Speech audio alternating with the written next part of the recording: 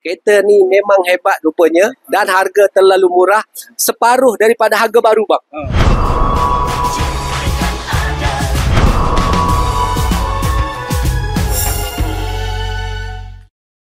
Terima kasih guys, terus bersama dengan saya. Makanan dah habis, kita tambah, jangan risau. Ini adalah kereta yang seterusnya untuk kita deliver. Wow, cantik, menarik, tertarik. Kau memang debon arus guys. Ini adalah arus yang paling murah aku bagi. Masuk nyusul, masuk nyusul. Ini antara abang yang dapat kepada arus ini. Assalamualaikum. Waalaikumsalam.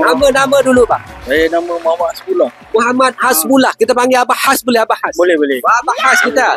Isteri kesayangan namanya? Nur Hayati. Nur Hayati. Kak Yati ayam percit. Macam mana Kak Yati ayam percit? Aku suka abah tu. So anak dah 3 Anak dah 3. Kak Yati, macam mana kau tengok muka abang ni? Macam itu Bollywood pelakonnya. Mengalahkan Shah Rukh Khan. Macam mana Kak Yati? Aku nak 10 lagi anak. Dia sabar abang. Dia nak 10 lagi bang. Tak larat.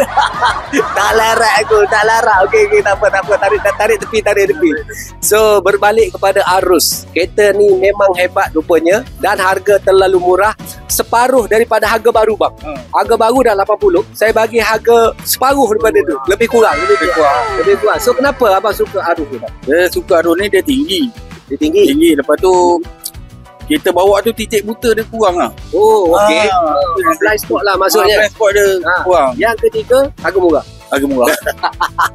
Yang ketiga, harga murah. Spare part senang. Dia tak rosak sebenarnya. Jangan cerita spare part. Takkan rosak. Dia takkan rosak. Dia payah rosak. Jom kita tengok dulu guys. Daripada langit turun ke bumi. Dah lagi murah kereta kita bagi.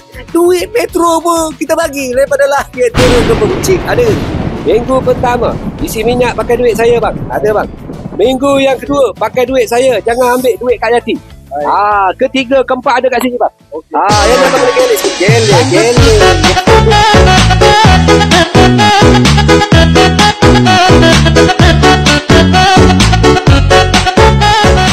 Ada.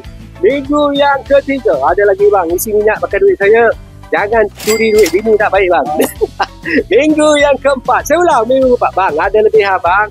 Ini sempena Perdana Menteri bagi duit kat abang RM100 dah habis Dah habis. Saya tambah lagi bang. Minggu habis tambah lagi bang. Aduhai. Semalam nak ambil kereta, perasaan dulu bang. Semalam nak ambil kereta berdebar je lah. Lepas tu banyaklah isu je kan. Banyak isu, tak faham saya. Saya semalam tersidai dekat highway sekali. Kereta lain. Kereta lain. Tiba-tiba kereta lain rosak pula. Tak apa, aku ada arus. Jom kita tengok.